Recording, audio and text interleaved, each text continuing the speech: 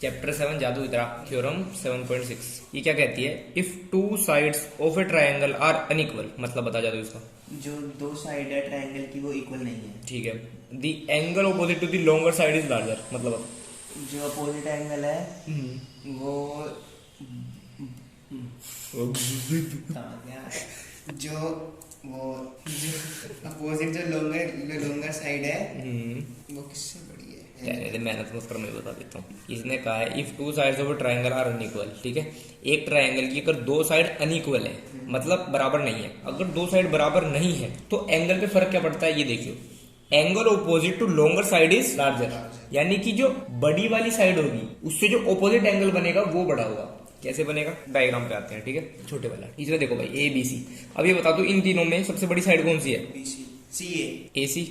मतलब पहली बार में ना ढंग का जवाब नहीं देना, तुम नाश करना है तुम्हें वीडियो का। एबीसी का सबसे बड़ी साइड कौन सी है? एसी। ये तो साफ पता लग रहा है, अंधा भी बता दे इसको। एसी सबसे बड़ी है। अब ये देखो ये वाला एंगल दिख रहा है तुम्हें, ठीक है। अब एंगल होता क्या है? एंगल का मतलब क्या होता है भाई? दो साइड कितनी खुली होती है, ठीक है। ये छोटा एंगल है, ये बड़ा एंगल है, ये और बड़ा एंगल है। आई बात समझ में? इसलिए अभी तुम्हें एंगल पूछे ना ए बी सी, कभी भी लाइने में देखने बैठ जाना, हमेशा ये गैप देखना कि ये कितना ओपन है। आई बात समझ में? अब देखो जरा इस गैप को देखो तुम, ये बड़ा है या फिर ये वाला गैप बड़ा है? खुद बताओ। ये वाला बी वाला एबीसी वाला बड़ा है, ठीक है। तो अब देखो ये जो लॉन्गर साइड है इसके ऑपोजिट है ये, और इसके ऑपोजिट कौन साइड है? ये। अब साफ सीधी बात दिख रही है तुम्हें कि ए बी छोटा है एसी से, है कि नहीं? लेकिन उसके ऑपोजिट देखो जो एंगल एसीबी है वो छोटा है किससे? एंगल एबीसी से। कोई दिक्कत इसमें? भाई एबी छोटी साइड है तो उसके ऑपोजिट वाला एंगल छोटा है, और एसी बड़ी है तो उसके ऑपोजिट वाला एंगल बड़ा है। आई बात समझ में? अब यहाँ पे देखो इस डायग्राम से मैं तुम समझाता हूँ कि कैसे क्या कहते हैं ये क्या कहते हैं, ये थ्योरम कैसे प्रूव होती है।